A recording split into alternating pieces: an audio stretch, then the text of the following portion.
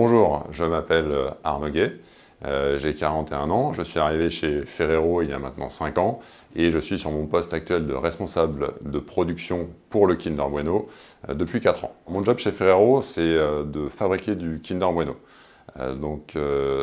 Tous les jours, on se réveille avec la passion du produit, la passion aussi de partager cette aventure avec les équipes, puisqu'il nous faut évidemment des machines, mais aussi des équipes. Et dans mon équipe, j'ai près de 200 personnes qui travaillent tout au long de la semaine, en équipe de jour, d'après-midi, de nuit et de week-end. Donc mon job, c'est évidemment d'engager ces équipes, de leur donner une vision de où on va, quels sont les problèmes que l'on a aujourd'hui. On est aidé pour traiter ces problèmes par plein de fonctions support, la maintenance, les ressources humaines, l'ordonnancement, la planification, le pilotage avec les équipes du contrôle de gestion.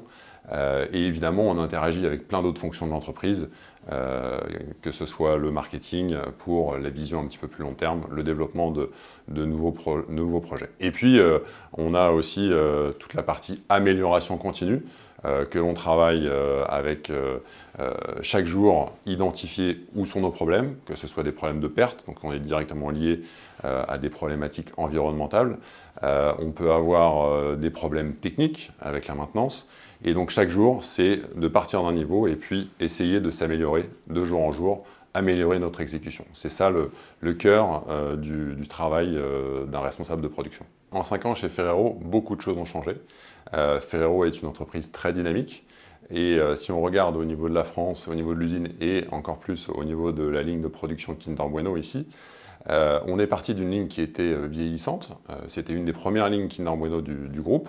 Et à un moment, il fallait réinsuffler quelque chose de nouveau, réorganiser. Donc ça a été le gros de mon travail sur ces 4 dernières années. Réinsuffler une nouvelle organisation, réinsuffler une meilleure manière de collaborer entre fonctions, que ce soit les fonctions maintenance, RH, planification, et au fur et à mesure réengager les opérateurs, les équipes intermédiaires, l'encadrement. Et puis on a pu aussi, avec l'aide du groupe, ébaucher, vendre en interne et maintenant sur le terrain, exécuter la mise en place d'un nouveau conditionnement pour Bueno ici. Donc c'est un projet de près de 25 millions d'euros qu'on a débuté il y a déjà 2 ans et demi, 3 ans de ça, d'un point de vue exécution. Et là, on arrive dans la dernière phase. Et actuellement, ces jours-ci, on démarre quasiment chaque jour de nouvelles machines. Donc c'est un côté génial, puisque on sort tous les jours un peu plus de Bueno. C'est tous les jours un peu plus facile pour les opérateurs. On met en place des nouvelles technologies. Ça nous permet d'avoir un suivi encore plus fin de tout ce qu'on fait, les déchets, les performances, et donc d'être encore plus rapide pour identifier les tendances et chaque jour s'améliorer. Donc c'est vraiment une aventure passionnante sur laquelle on peut engager tout le monde. J'ai choisi de rejoindre le groupe Ferrero parce qu'après de longues années dans des groupes cotés, j'ai souhaité me lancer dans une aventure avec une entreprise familiale. Ce que j'en avais entendu parler, c'était que Ferrero avait une vision d'entreprise plutôt long terme.